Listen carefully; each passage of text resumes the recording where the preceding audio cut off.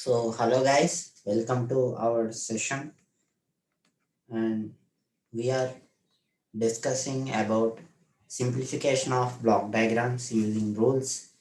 And in this last class, we have solved some of the problems of simplification of block diagrams. We have seen three of that problems over there in last class. So here we have to simplify using another method, which is equation method, which is kind of boring kind of thing, but we have to do that, and we have to know all other alternative methods also.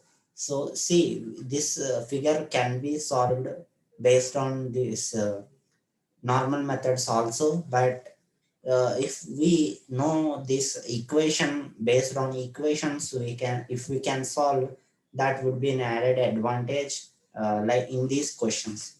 In some of the questions where if you use this equation kind of method, then it will be very easy and it will be less time taking. See, that's what we need in competitive exams. So we have, so without any late, let us dive into our questions.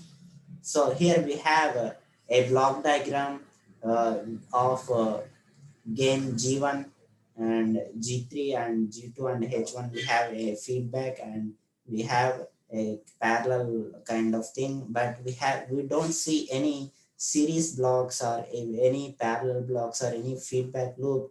And if we shift this any takeoff point or summing point, that will be a definitely a mess. That will increase this complexity of this problem rather than decreasing the complexity. So what we can do, what we can, how we can solve these kind of problems, that will be very easy.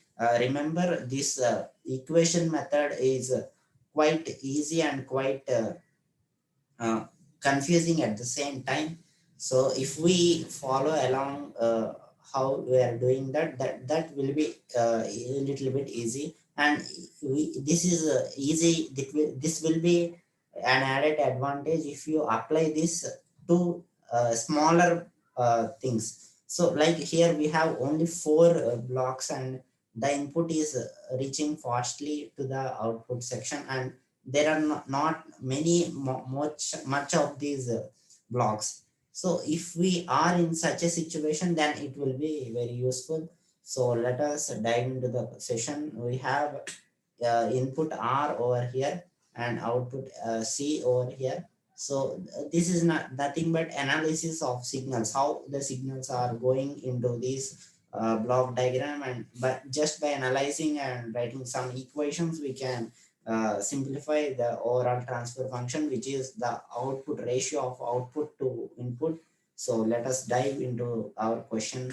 So we have here it is the takeoff point. So we have the signal R over here, and as well as in this path also we have the signal R. So upon reaching the blocks, we have the gain of the block multiplied over here. So what we have in this here is R into G3, the input signal multiplied with this gain G3, and we have R into G1 over here, which is the gain multiplication of this block. So we have RG1 over here and RG3 over here. So, and coming to this feedback loop, we have C, the output signal coming here, and which is being multiplied with this H1 block gain. So we have the signal CH1 over here. So this RG3 and CH1 is being subtracted. RG3 minus CH1 signal is being fed into this summing point, and this R into G1 is being added, and these two signals being added, resulting into this kind of thing, which is RG1 plus RG3 minus CH1 signal, which is being fed into this G2. So if we multiply this whole signal, which is the combination of these signals with G2, we have this output signal C.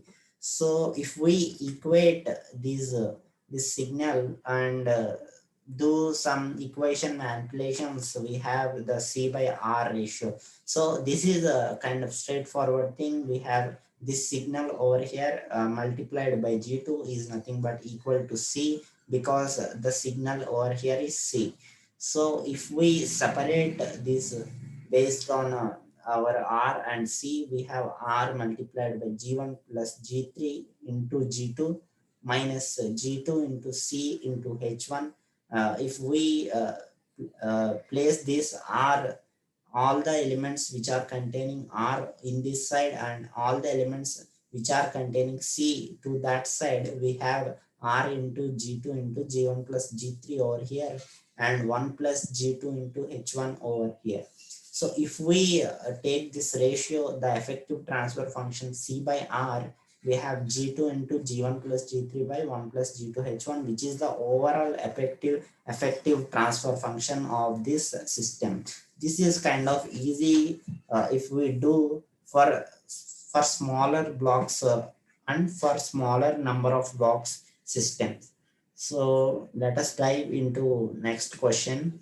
So here we have another question. So this is very easy, straight and straightforward kind of thing. So if we don't have any serial block, and here we can shift this summing point or takeoff point. Here we can do that, but this will be a very much easy way, I think so. So let us dive into our question. So here we have the input signal R, which is being fed into this G2 block, and the output signal C is being fed, taken from this node, is being fed into this H1, thereby resulting into CH1 signal.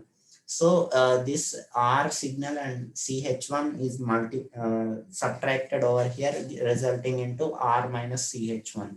So if we multiply this with block gain G1, we have this signal R minus CH1 G1, and we have R into G2 over here, R into G2 over here, and if we add these both of these signals, and upon adding, if we multiply G3 over here, we have what is called C, the output signal C.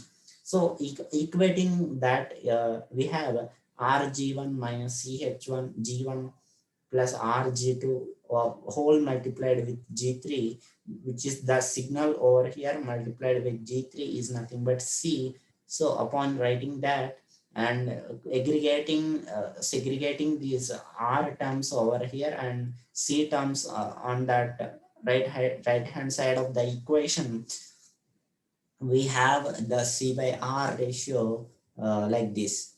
So this is how we will solve based on equations. Remember, this method is not the optimal method. The optimal way or convincing way approach is that the broad block diagram reduction rules only. But if we have a small block diagram kind of thing and we are not able to do shifting or taking, then it will be an added advantage if you use this method. That's it for today guys. Thank you for your patience and thank you for listening. If you are new to our channel and if you like my explanation of these concepts, please do like and share this to your friends. That will be very much useful. So thank you guys.